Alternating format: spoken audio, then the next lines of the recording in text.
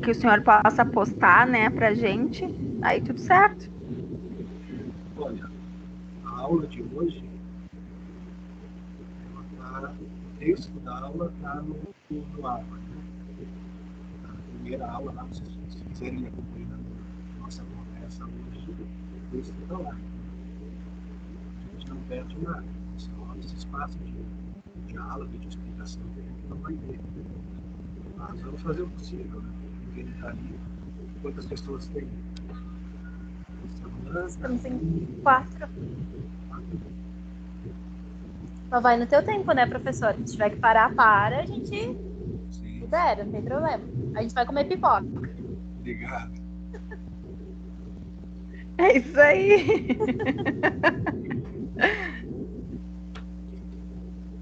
Bom, nós vamos começar com quem está aqui. Depois eu aviso o pessoal no grupo que o texto da aula está no AVA e espero que a semana que vem funcione melhor isso. A nossa disciplina se chama Psicopatologia 1. Se tudo der certo, eu passo para vocês Psicopatologia 1 e semestre que vem a Psicopatologia 2, que também fica ao meu cargo. Tá? Mas o que é? O que é psicopatologia?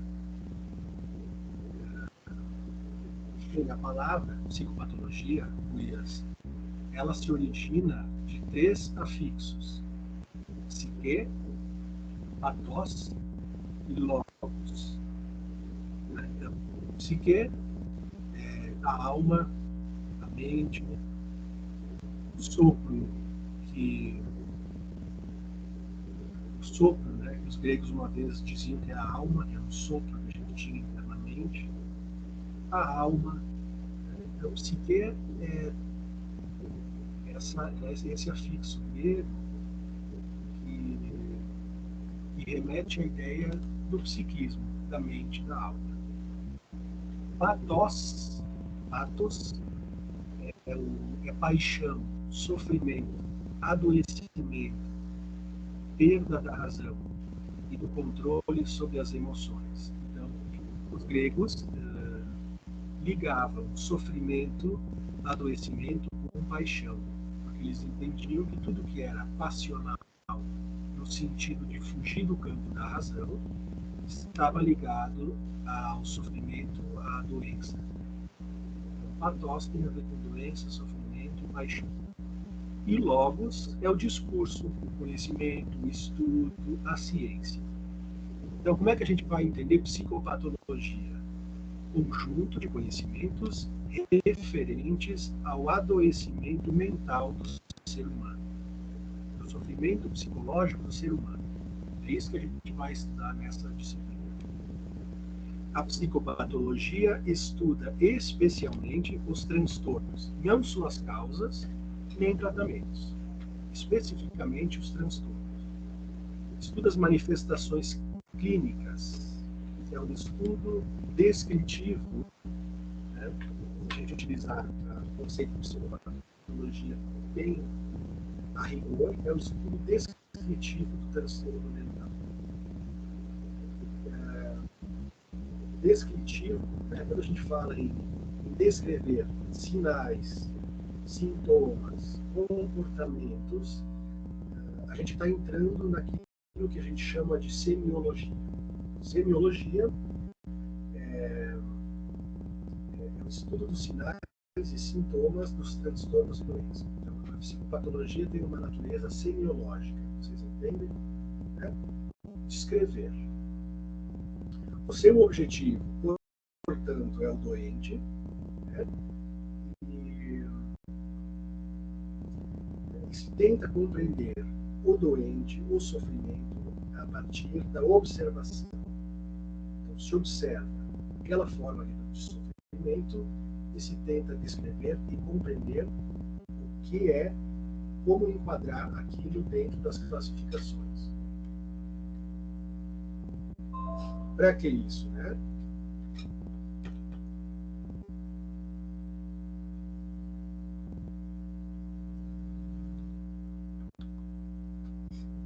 Para que isso? para depois elaborar um diagnóstico e um tratamento. Então, a psicopatologia tenta compreender o sofrimento para depois elaborar um diagnóstico e um tratamento. Bem, essa forma de compreender o objeto, esquadrinhando, analisando, fazendo o contorno, se chama método analítico, e ele é um método defendido e proposto por Aristóteles. Tá? Então, essa forma de entender o nosso objeto é uma forma aristotélica, de observação e descrição. A primeira vez que foi usado esse termo foi em 1878, como sinônimo de psiquiatria clínica. Como sinônimo de psiquiatria, né? E em 1913, Jaspers descreveu como responsável pelo estudo dos fenômenos patológicos enquanto ramo da psicologia. Então, a primeira forma de nomear foi relacionada à psiquiatria, em 1913, à psicologia, com Jaspers. Essa é a introdução, tenho certeza que ficou claro para todos. Né? E vamos ver um pouquinho do histórico sobre como, no decorrer da nossa história, né, da humanidade, se foi compreendendo as psicopatologias. Pessoal, começamos com os povos primitivos. Então, como é que os povos primitivos compreendiam a psicopatologia? Ela estava relacionada a algo mágico e se compreendia como um produto da relação do homem com os deuses.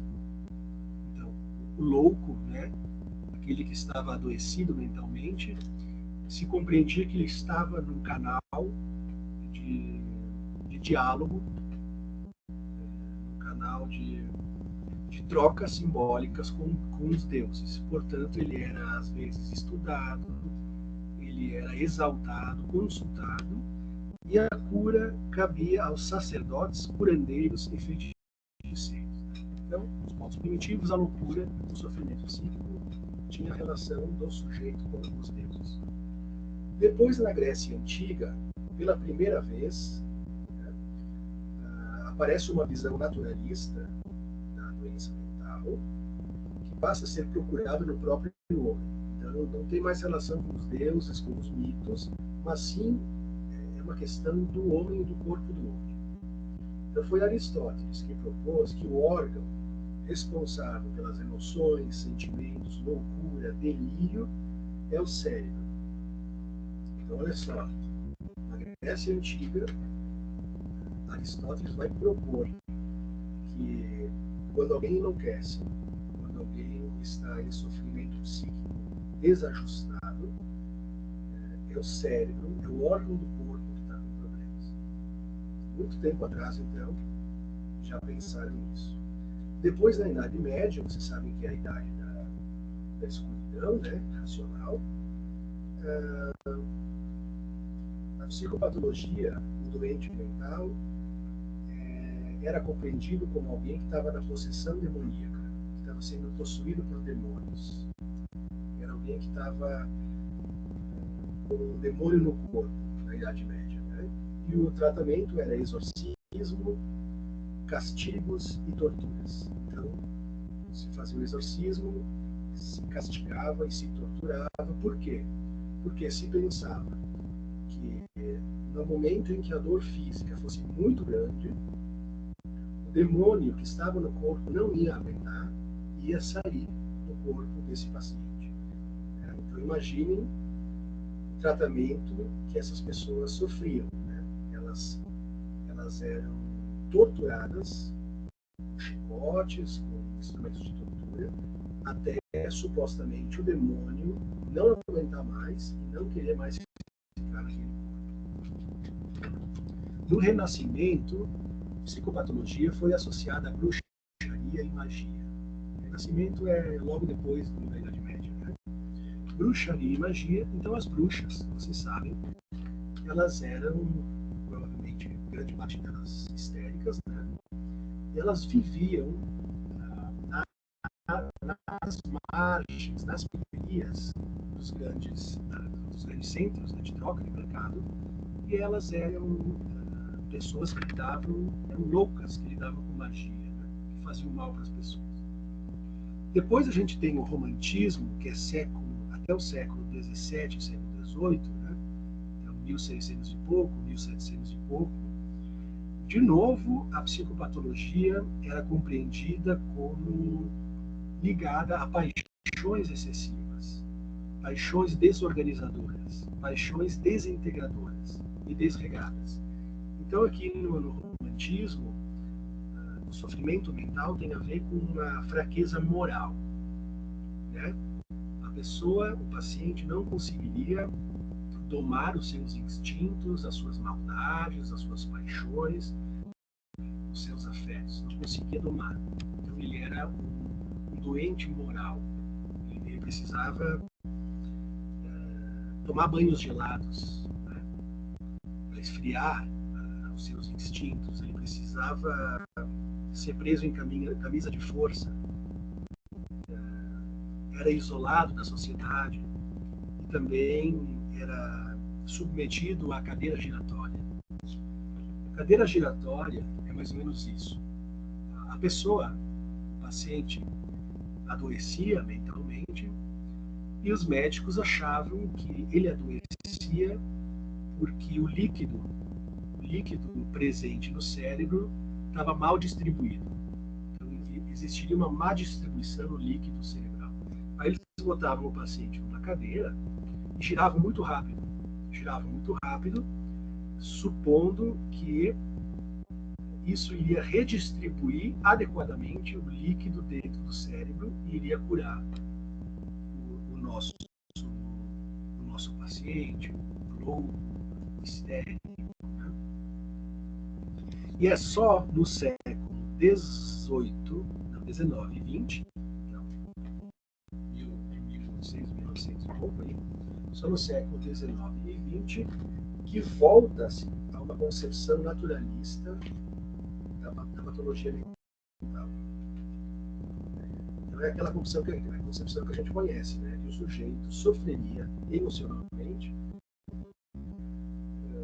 a partir da tríplice, né, de biopsicossocial. Né? Então, o sofrimento psicológico do paciente, do sujeito, estaria relacionado à sua relação com o social, com o seu corpo, com a sua psique individual, que é o que a gente costuma, né, trabalhar muito na faculdade de psicologia, essa ideia de que o sujeito é biopsicossocial.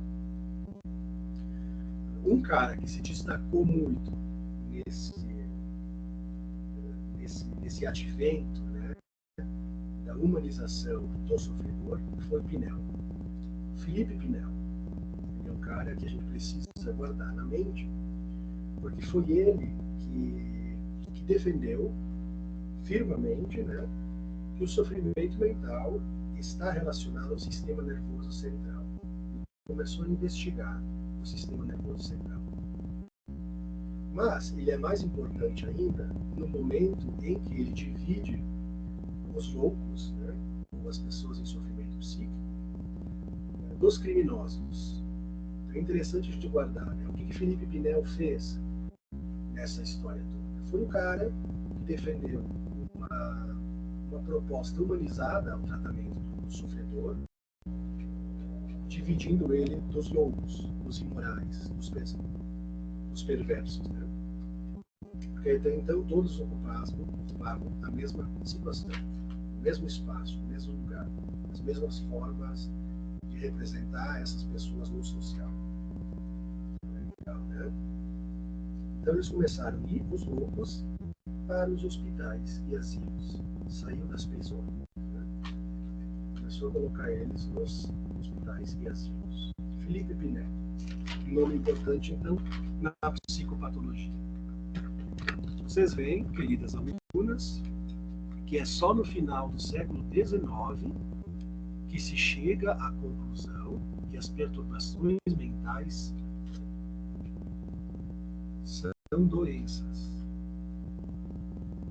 ligadas ao corpo e ao somático. Até aqui, tudo bem? Todo mundo entendeu direitinho? Sim. Sim. Ótimo. Então, como é que a gente vai conceituar a doença mental hoje?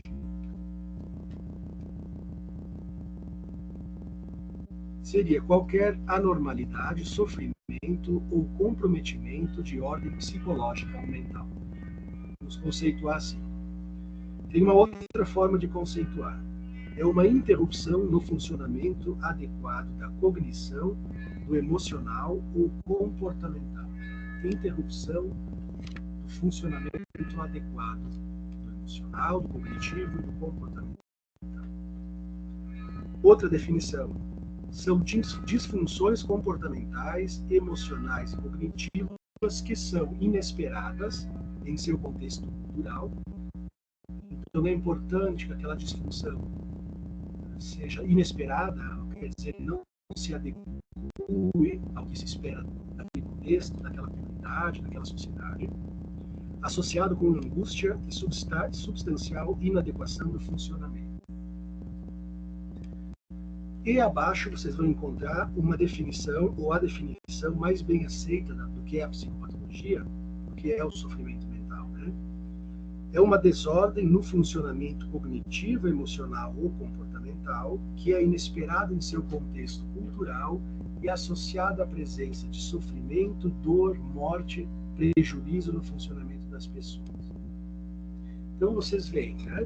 Tem três coisas importantes da gente rever nisso. É a questão do inesperado, do anormal e da disfunção. Então, existe uma questão antiga, né? Quem estuda essas coisas se pergunta mais cedo ou mais tarde. O que é o normal? O que é o anormal? O que é o inesperado para determinada sociedade? Então, a gente tem aqui a normalidade, que deve ser definida por vários critérios. É preciso haver sofrimento. Então, quando a gente fala, pessoal, de psicopatologia, é preciso haver sofrimento. É preciso haver angústia. Aquele comportamento não se encaixa dentro do que se espera de um indivíduo naquelas condições, se comporte de tal forma. Então, um comportamento inadequado. É preciso também que haja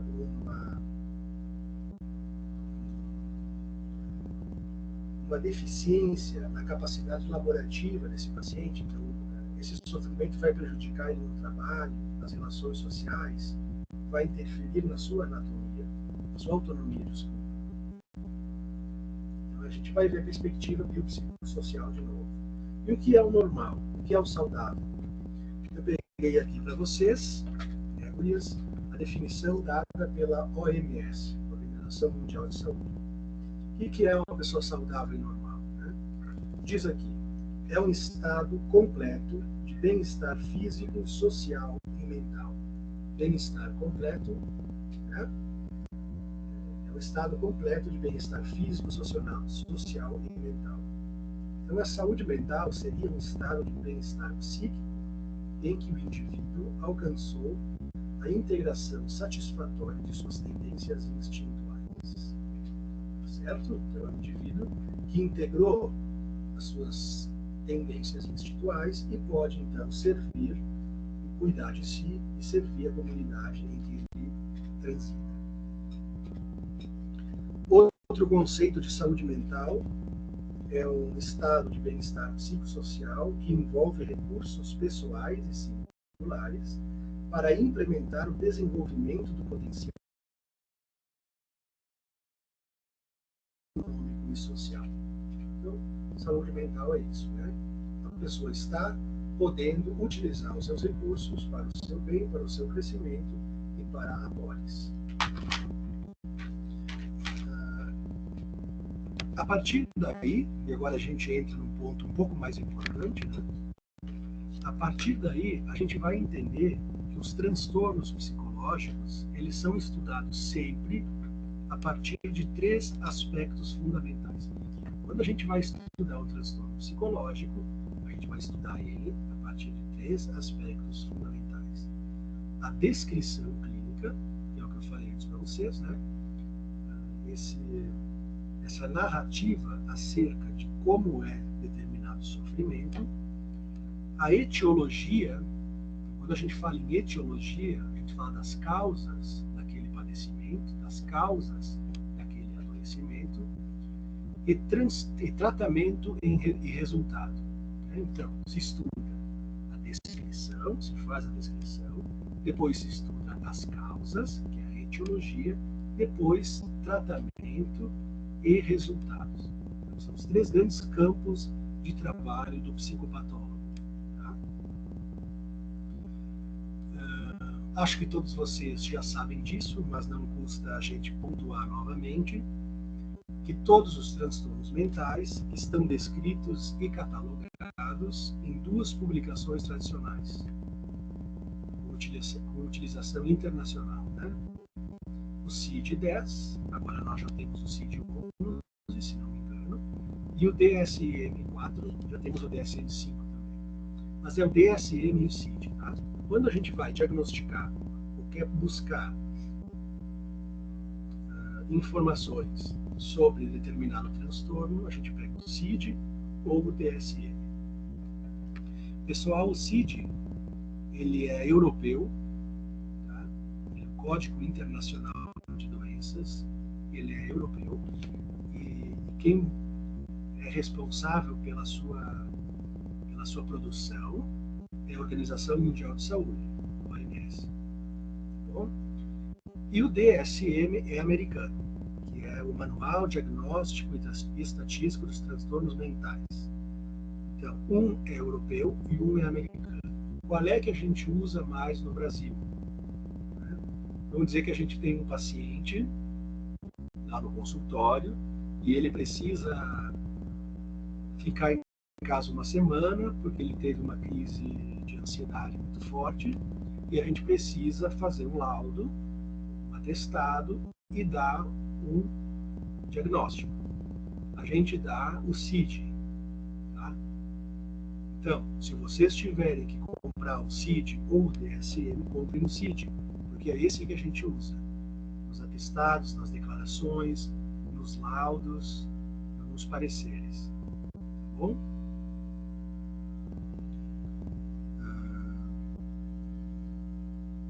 Entenderam aqui também?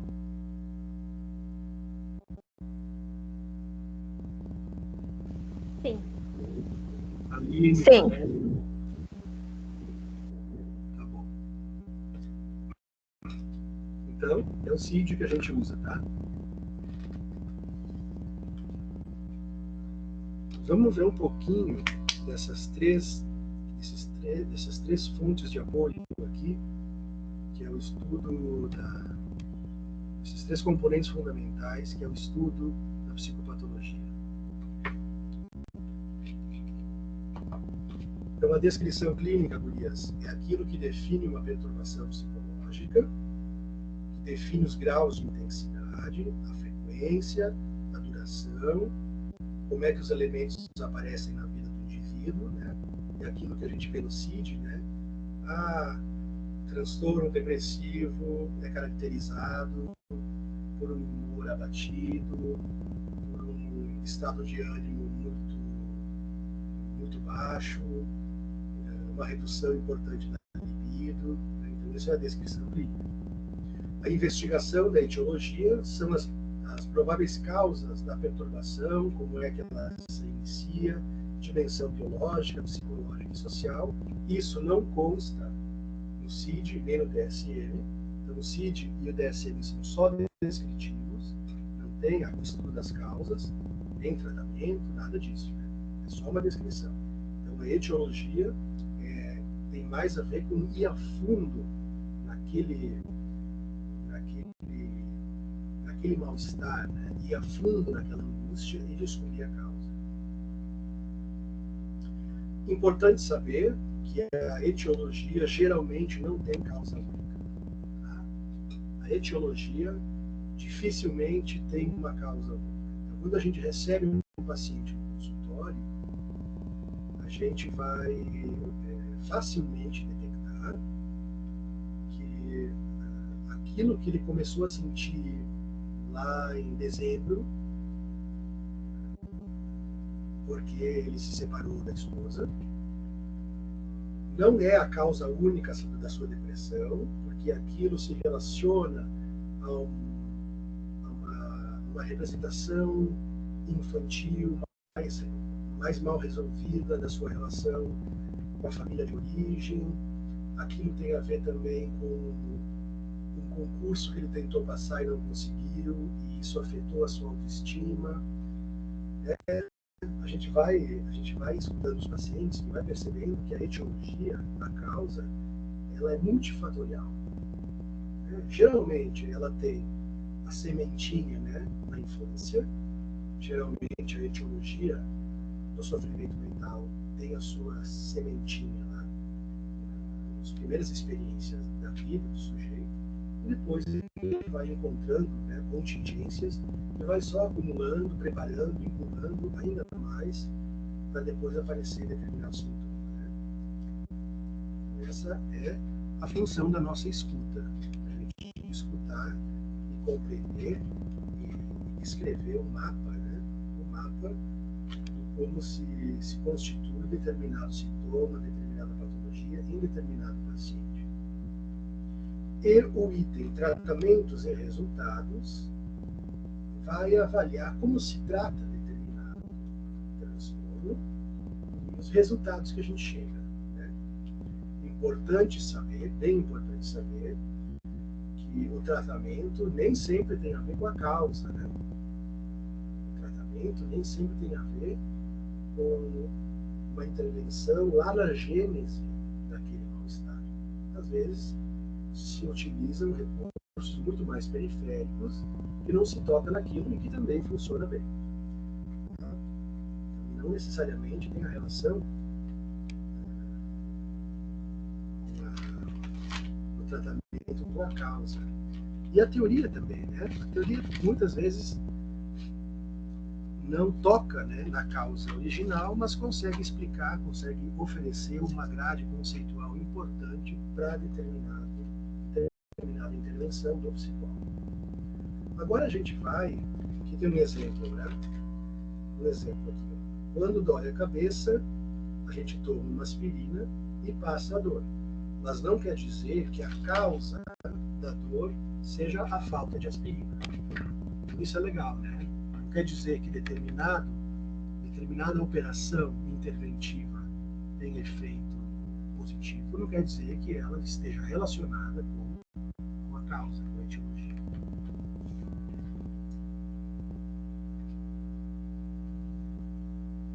Vamos fazer mais uma volta e entrar em assuntos mais importantes. Mais importantes, que é as noções básicas que a gente precisa ter,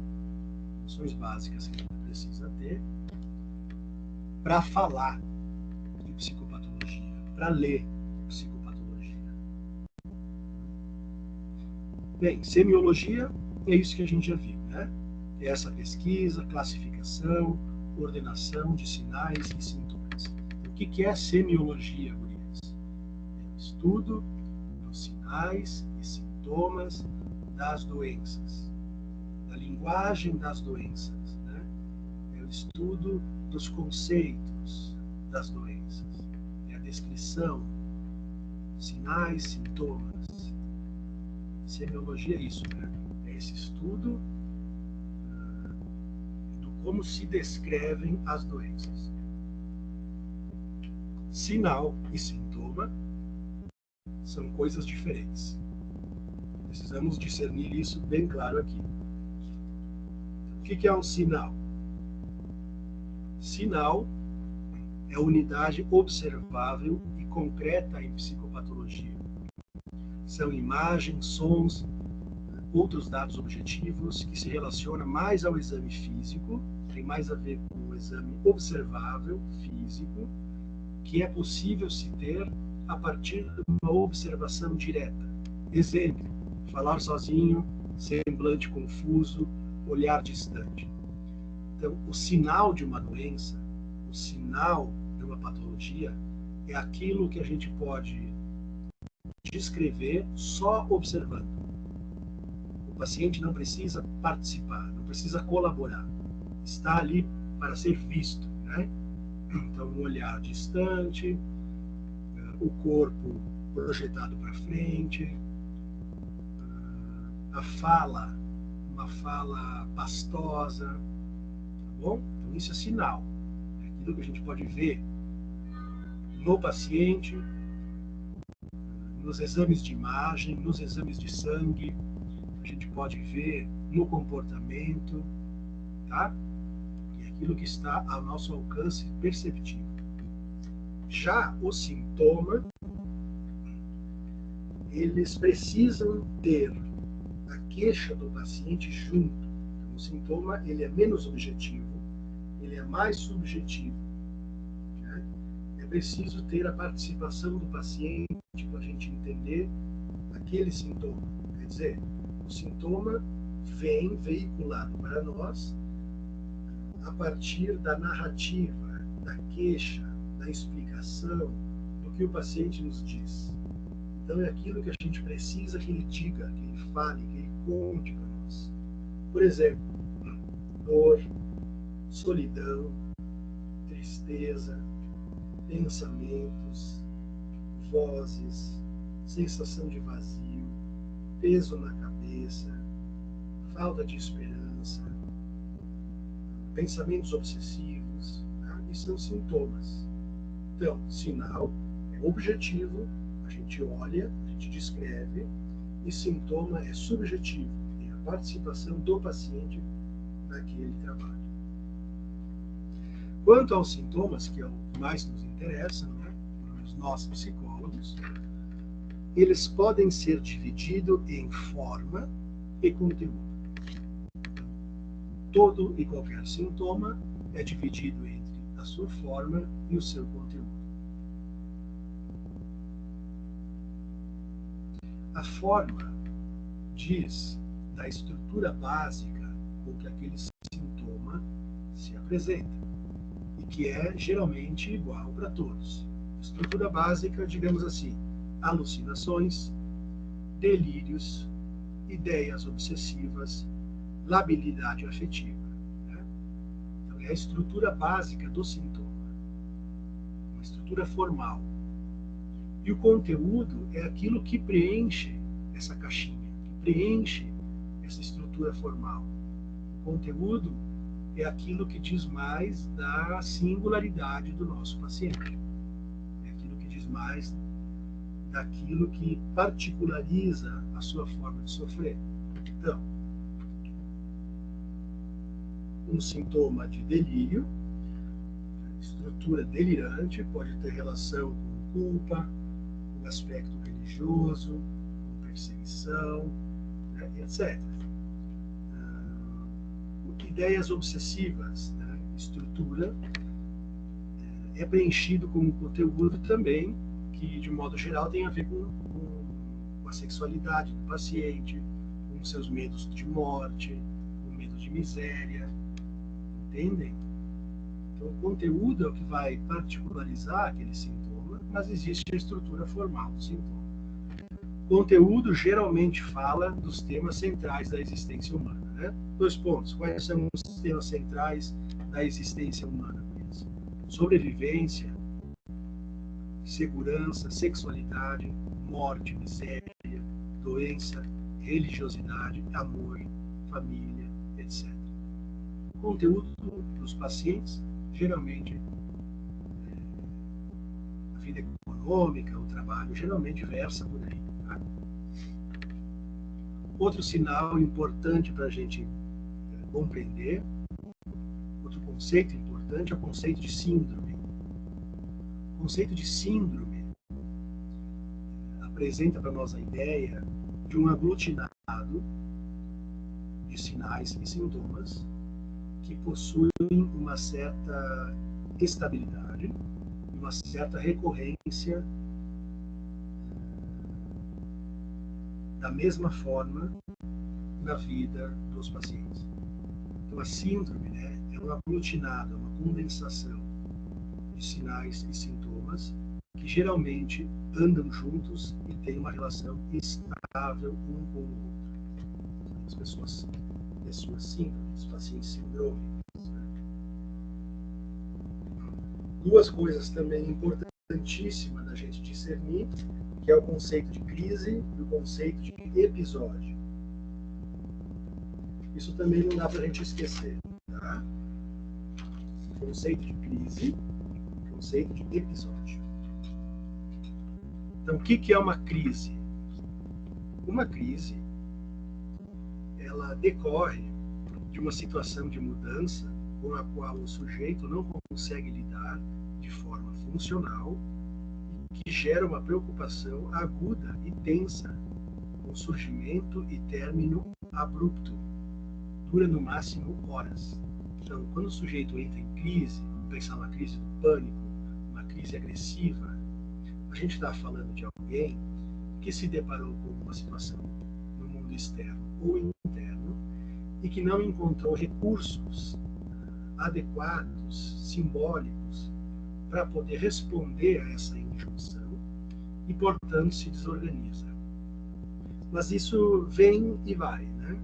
Isso acontece e passa. Como é o caso da crise do pânico, né?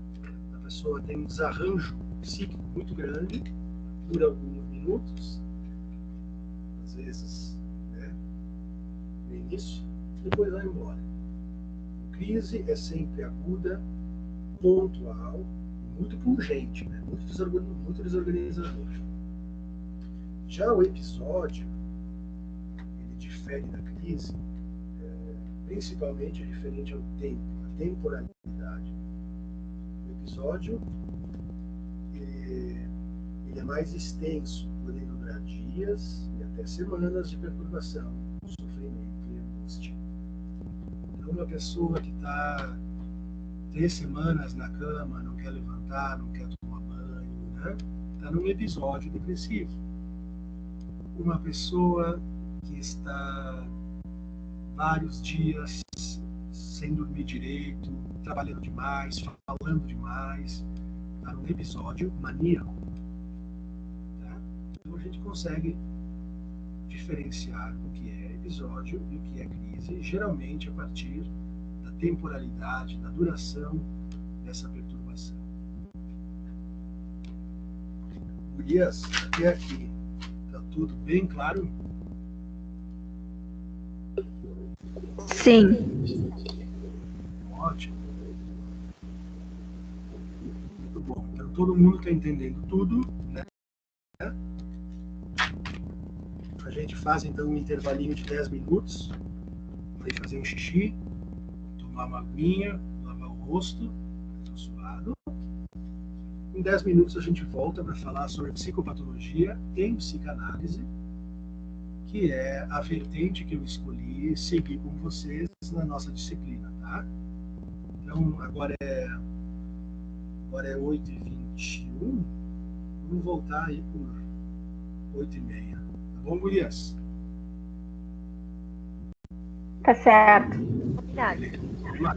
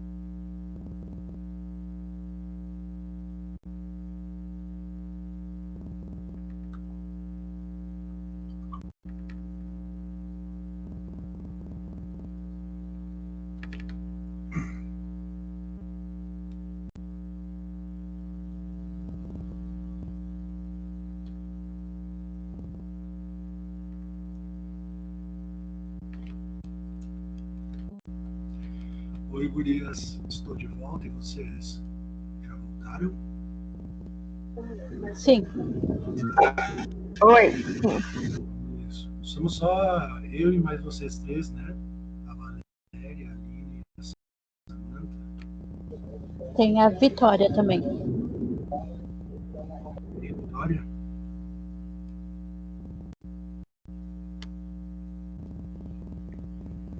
Todas vocês fizeram a disciplina de psicanálise?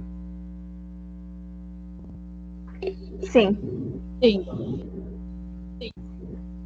Então, o que a gente vai ver nessa segunda parte da aula não é novidade para vocês. Eu penso em dar essa disciplina transitando pela psicanálise, porque se a gente ficasse só na psicopatologia clássica, que é descritiva, né, e a gente aprendeu os conceitos, que é o que a gente fez na primeira parte da aula, a gente não iria ter muito benefício, né, pessoal? Então, como é que nós vamos fazer como é que vai transcorrer a nossa disciplina, né? A gente vai ver o CID, a gente vai ver o DSM, a gente vai ver como aparecem nos catálogos, nos manuais, as modalidades de sofrimento, mas sempre dialogando com as estruturas e subestruturas psicanalíticas, né? Então, hoje a gente vai estudar, nessa segunda parte da aula, algo que não é novo para vocês, né? Como é que a psicanálise entende a psicopatologia. E a partir da semana que vem, a gente vai pegar uma a uma das formas clássicas de sofrimento psíquico, dialogando, né, com os conceitos psiquiátricos clássicos, né? Mas a ideia principal da gente entender como se causa, como se originam, melhor falando, como se originam e como se tratam essas formas de sofrimento, tá? Então a gente vai aprender a entender a etiologia, o tratamento, os resultados e a descrição das principais e mais clássicas formas de estrutura psicopatológica. Tá bom? Então, psicopatologia em psicanálise. Vocês sabem que toda forma de sofrimento psíquico em psicanálise se situa dentro das três grandes estruturas clínicas, que é neurose, psicose e perversão. Vocês sabem que existe uma quarta estrutura, que é o autismo. Para alguns não, para alguns sim. Então, quando recebemos um paciente no consultório e ele vai trazer para nós o seu sofrimento, a primeira coisa que a gente faz é situar aquele discurso, aquele sintoma, aquela sintomatologia, tá? Em qual dessas três grandes estruturas? Tá? É uma neurose, é uma psicose ou é uma perversão? Ou é um autismo? O que é estrutura? Estrutura diz de como cada sujeito está organizado em relação à linguagem, em relação às leis da linguagem e em relação à condição humana. Então, a estrutura diz isso, né? Como cada um de nós está relacionado em relação às leis da linguagem e à condição humana. A estrutura diz de como se combinam determinados elementos simbólicos e imaginários aonde o sujeito habita. Todos nós habitamos uma estrutura que é uma combinação de elementos simbólicos e imaginários que determinam a nossa forma de estar no mundo. bom? Como se fundou a constituição psíquica de cada um de nós. A estrutura também diz as diversas formas que um sujeito pode assumir na relação com o seu desejo, com os seus fantasmas, com o objeto medido, com os ideais que o orientam, com um pequeno outro, o seu semelhante, e com a sua alteridade maior. A estrutura diz de como cada um de nós se relaciona com o seu desejo, com o seu semelhante, com as suas fantasias, com o seu grande outro.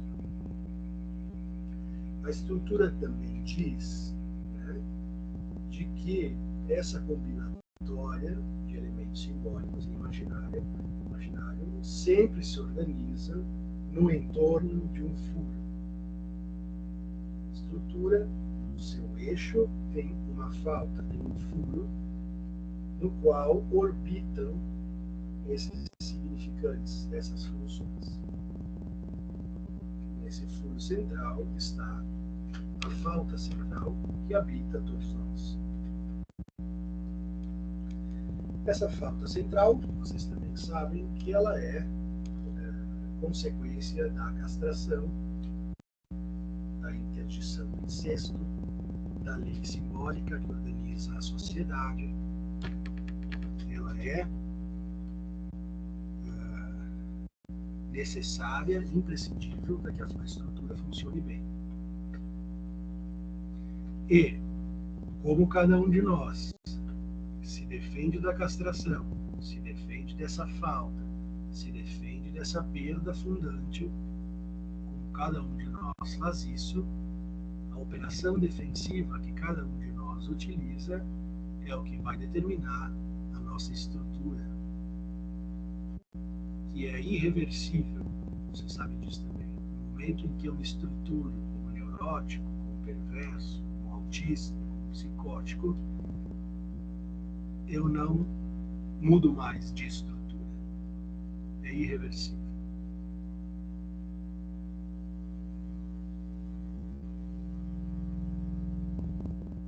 A gente muda, a gente faz movimentos dentro da estrutura. Esses movimentos são feitos dentro, mas a estrutura de base, ela é imutável. Na clínica, a estrutura também vai mostrar, vai dizer de como cada paciente faz laço com o seu terapeuta, com o seu analista. A forma com que o nosso paciente se dirige a nós é ali que a gente vai conseguir reconhecer de que estrutura se trata no desdobramento daquele discurso.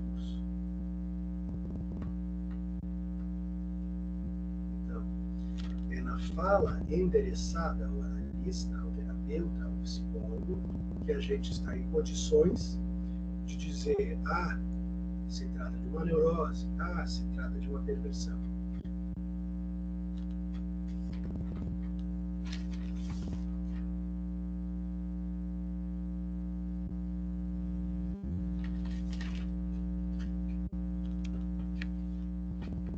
Por isso que o psicodiagnóstico e a psicanálise só se dá no processo de transferência. Professor? Sim. Pode dar exemplo da fala para a gente identificar cada um? Posso. Eu vou entrar nisso agora, tá? Aí a gente já vê aqui nos exemplos. Okay. Então vamos ver aqui a neurose, tá? É a Aline, né? Sim. Então, aqui a gente tem a estrutura neurótica e as subestruturas. Então, a neurose, o elemento da falta, o elemento da castração, ele é negado, ele é recalcado no inconsciente, né? Então, o paciente recalca a falta, mas ela continua existindo no seu sistema inconsciente. Ela está lá, ele só não quer saber disso. Ela existe, a falta. Então, quando ele vem falar conosco, ele vem atribuindo a nós um saber sobre isso que lhe falta. Como ele está marcado por uma falta, né, ele supõe que alguém saiba. Então ele vai se dirigir na transferência como alguém que localiza em ti um saber sobre o enigma que o acossa. Tá? A transferência vem dessa forma mais oblíqua, não tão direta, aonde ele vem te interrogar sobre aquilo que ele não está entendendo, por que está acontecendo com ele. Nesse sentido, a neurose aparece assim. Então, na neurose, o que impera é o mundo externo, então o que manda é o mundo externo. A estrutura inconsciente se organiza no ponto fixo, que é um furo, no entorno de um furo, e ele sente angústias e perturbações como algo concernente à sua vida psíquica. Então, o neurótico é alguém que sofre, que se angustia, mas sabe, né, que essa angústia diz respeito ao seu mundo interno. Ele vai dizer para ti: tem umas coisas dentro de mim que eu não consigo solucionar. Tem umas coisas que eu penso e que me angustiam, mas é automático, doutor, né? Isso pensa sem eu querer. Tá? Então, ele sabe que aquele sofrimento diz respeito a seu psiquismo. O neurótico aceitou a lei, atravessou o plano etípico, né? Conseguiu inscrever a entrada de um terceiro. Na transferência, faz suposição de saber, que é o que eu te falei, né, Aline? É quando eu suponho no outro um saber sobre mim. Seu mecanismo de defesa principal é o recalcamento. Então, quando a gente fala de neurose, a gente fala de recalcamento. E se subdivide em histeria, fobia e obsessão. Ou neurose histérica, neurose obsessiva e neurose fóbica. São as três formas de neurose. Então, se o paciente chega para nós e é o neurótico, a gente vai ver, né, se ele se localiza mais no matiz obsessivo, fóbico ou histérico. Depois nós temos a segunda estrutura, que é a psicose. Na psicose, o elemento da falta, o elemento da castração, ele não é recalcado como na neurose, mas ele é forcluído. Forcluído quer dizer que esse elemento da falta, da castração, é expulso. Ele não se inscreve, né, na teia subjetiva do inconsciente do paciente. Então, essa falta fundante, que serve como eixo organizador da psique, não está presente. Então, como o recalcamento está para a neurose, a forclusão está para a psicose. Bem, tudo aquilo que a gente não inscreve no nosso psiquismo, tudo aquilo que a gente expulsa do nosso psiquismo, vai aparecer, vai reaparecer como vindo do mundo externo, ou do real, como se fala em psicanálise. Vai vir no polo perceptivo e alucinatório. Delírios e alucinações, que são os principais sintomas da psicose. Né? Delírio e alucinação, você sabe o que é. É essa ruptura onde o sujeito não identifica que aquilo que ele está maltratando, lhe angustiando, lhe fazendo mal, pertence a ele. Ele não entende isso. Ele vai sentir que vem de fora. Isso é bem diferente da neurose. Né?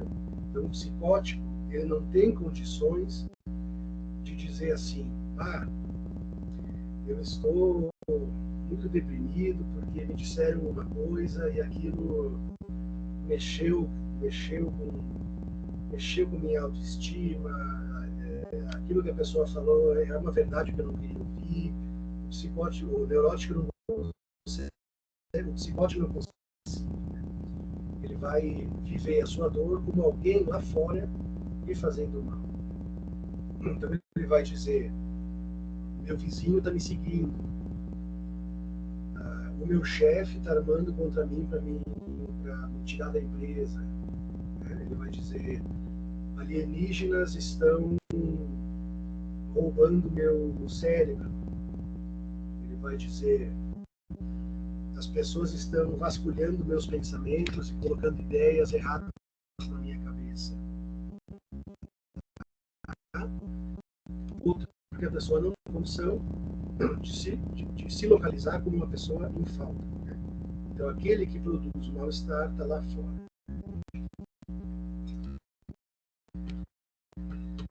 Assim, o psicótico é descentrado, então é um tecido sem ponto fixo, né? Que é o que faz com que o psicótico tenha uma errância na vida, uma errância no sentido de ele não viver ao redor de sempre as mesmas questões. Então, como ele não tem um ponto fixo no inconsciente, ele pode fazer muitas coisas, ele pode morar em muitos lugares, ele pode fazer vários trabalhos, ele pode ser várias coisas. Ele é o que a gente chama muitas vezes um coringa. Um coringa, né? Então, o psicótico é o coringa do baralho. É aquele que serve para qualquer coisa. Tá? Porque ele não tem uma relação, como falo, estabelecida simbolicamente. A relação, como falo, seria aquilo que a gente sabe lá no horizonte, que diz relação ao que é importante querer, ao que é importante ter, o que é importante ser. O falo é o organizador. E se divide em três, né? A psicose se divide em três: em paranoia, em esquizofrenia e em psicose maníaco-depressiva ou bipolar psicótico. Né? Ou, então, quando chega um psicótico para nós, a gente vai escutar ele e a gente vai saber, aos pouquinhos, se ele é um paranoico, um esquizofrênico ou um maníaco-depressivo. Isso nós vamos ver um por um no decorrer da nossa disciplina. E a terceira estrutura é a perversão. Então, o mecanismo defensivo da neurose é o recalcamento, o mecanismo defensivo da psicose é a forclusão e o mecanismo defensivo da perversão é a renegação. Renegação significa negar duas vezes. Eu registro aquele acontecimento traumático da castração e da falta, eu registro ele no psiquismo, mas ao mesmo tempo eu o renego. Renego quer dizer que uma parte de mim sabe e uma parte de mim vive como se não houvesse aquilo. Então o perverso é alguém que inscreve no seu psiquismo a falta, mas ele inscreve apenas na condição de que ele seja alguém que possa burlá-la. Essa é a questão dele, né? Então a renegação é justamente esse mecanismo de cisão psíquica, o espalto do eu, que são as duas formas de defesa, né, da castração, que é uma parte do meu eu reconhece e uma parte não reconhece. Uma parte do meu eu, do meu inconsciente, sabe que a castração existe, mas uma parte vive e lida, né, como se ela não existisse. Por isso que o perverso é alguém que pode facilmente ter vida dupla, pode ter várias famílias, pode ser um homem moralmente exemplar de dia e um criminoso de noite, né? Ele pode ser uma pessoa dono, gerente de uma empresa e de noite se prostituir na rua, né? Porque ele tem condições mentais de viver coisas extremamente diferentes no tempo. Não são os perversos, os psicopatas, os sociopatas, os grandes criminosos, né? Mas também os pequenos perversos, as pessoas que se colocam em muita confusão por causa dessa estrutura. Então ela sabe das leis, mas perverte, né? O perverso sabe que é proibido, sabe que é errado, mas ele faz.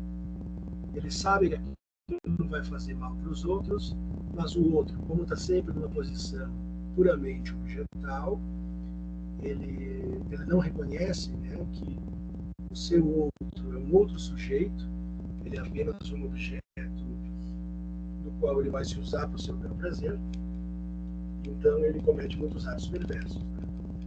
Vamos ver aqui. Por isso que ele tem ausência de culpa, de frieza, toma o outro como objeto, convive com uma moralidade enfraquecida e convive facilmente com situações ambíguas. Aline, como é que ele vai aparecer na análise? Diferente do neurótico, do psicótico, ele vai se relacionar conosco, geralmente nos objetalizando e nos desqualificando. Já que o saber está do lado dele, é ele que sabe, né? Ele vai debochar muitas vezes da gente, enquanto terapeuta. Ele vai desbancar o nosso saber. Então ele aparece na sessão, não fazendo suposição de saber, mas muito pelo contrário, né? Ele aparece na sessão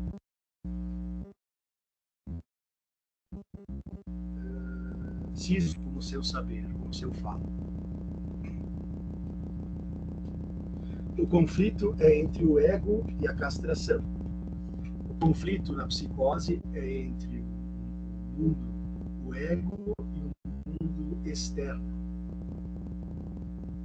Não, errei. O conflito na neurose é entre o ego e o mundo interno. O conflito na psicose é entre o ego e o mundo externo. E o conflito na perversão é entre o ego e a castração.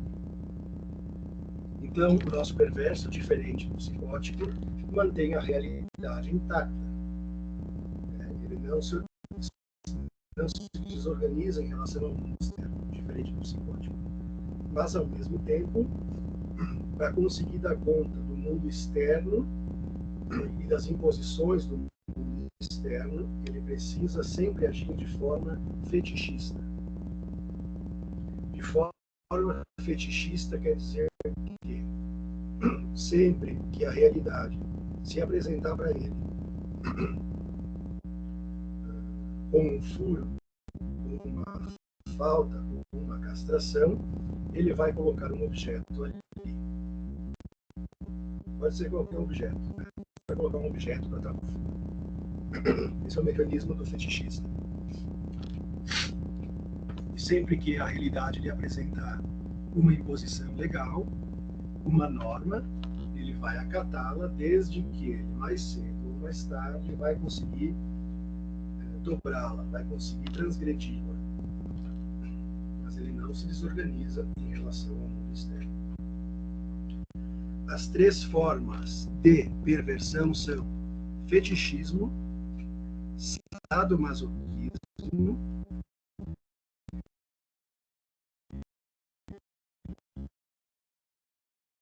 e voyeurismo exibicionista. Encaixem por essas três formas, tá? Então, o perverso fetichista, sádico masoquista ou voyeurista e exibicionista. Então, a psicopatologia e psicanálise vai falar isso, né? De como cada sujeito sofre na sua determinada estrutura. E a forma de sofrer desvela a verdade daquela estrutura. Bom, é isso que eu tinha preparado para hoje.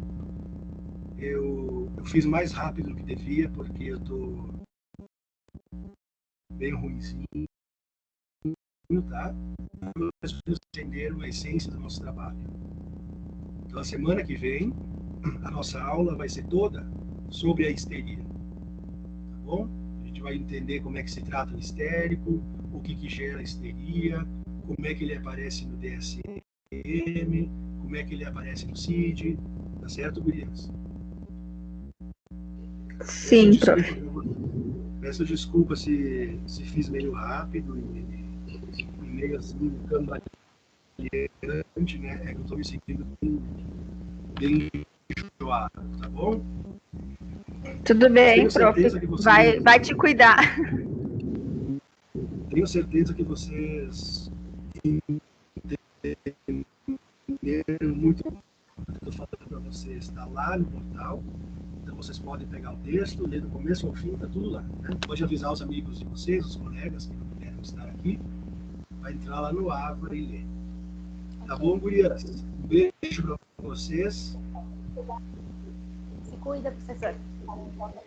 Boa noite, melhoras. Boa noite, prof. Melhoras. Semana que vem, tá bom? É. Até segunda que vem. Obrigado. Beijo. Tchau.